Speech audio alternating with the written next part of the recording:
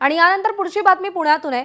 जास्तीत जास्त लोकांनी मतदान करावं यासाठी हॉटेल मालकांकडून वेगवेगळ्या ऑफर्स दिल्या जात आहेत आणि त्यातच पुण्यातल्या दुर्गा कॅफेमध्ये मतदानाचा हक्क बजावल्यानंतर मोफत कॉफी दिली जाते। याच कॉफीचा आस्वाद घेण्यासाठी चंद्रकांत पाटील देखील पोहोचल्याचं आपल्याला दिसतंय।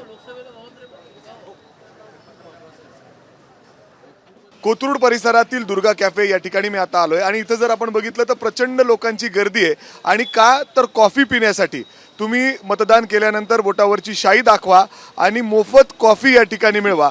अर्थातच मी देखील मतदान केल्यानंतर कॉफी या ठिकाणी घेतलेली आहे आणि इथं गर्दी बघू शकतो पलीकडच्या बाजूला आणि या गर्दीमध्ये थेट चंद्रकांत दादा पाटील देखील या ठिकाणी कॉफीचा आस्वाद घेण्यासाठी आलेले आहेत। दादा, पहिले तर तुम्ही मतदान केलं का, दाखवलं यांना? उमेदवाराच्या पेक्षा मतदार मी असल्यामुळे मतदार म्हणून मी मतदान केल्याच्या बदल्यात शब्द चुकीचा आहे, पण मतदान मी सिन्सिअरली केल्यामुळे दुर्गा कॅफे ज्याचे मालक आहेत सुशील मेंगडे आमचे नेते, हे कॉफी देणार असले तर ते सोडा कशाला असं म्हणून मी इथे कॉफी प्यायला आलेलो आहे।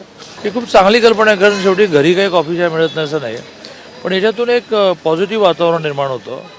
मताचा टक्का वाढल्याशिवाय ह्या देशाचं भलं होणार नाही, कारण ज्यांना वाटतं की सरकार चांगलं यावं ते मतालाच जात नाही आणि ज्यांना असं वाटतं की माझी पार्टी विजयी व्हावी, भाजप पराभूत व्हावा, मोदी पराभूत व्हावा, ते सगळे सातपासून सांगायला होतात। त्यामुळे ही एनकरेजमेंटसाठी, प्रोत्साहनासाठी चांगली कल्पना आहे। आपल्याबरोबर या कॅफेचे मालक सुद्धा आहेत, सुशील मेंगडेजी।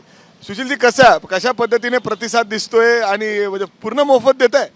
लोकशाहीचा उत्सव आहे, या उत्सवात आपलं सुद्धा काहीतरी देणं लागतं। या दृष्टिकोनातून शशांक मेंगडे जे ह्या पूर्ण चेनचे ओनर आहेत, माझे भाऊ, त्यांच्या कल्पनेतनं आपण हा उत्सव, लोकशाहीचा उत्सव जास्तीत जास्त साजरा व्हावा यासाठी हा एक प्रामाणिक प्रयत्न आहे छोटासा।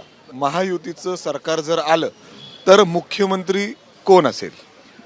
महायुतीचा मुख्यमंत्री असेल, सुदैवाने आम्ही तर नेहमी या भूमिकेत असतो की दिल्ली ठरवेल, म्हणजे मोदीजी, अमितभाई, जगतजी आणि आम्हा सगळ्यांचे आदरणीय संतोषजी ते ठरवतील।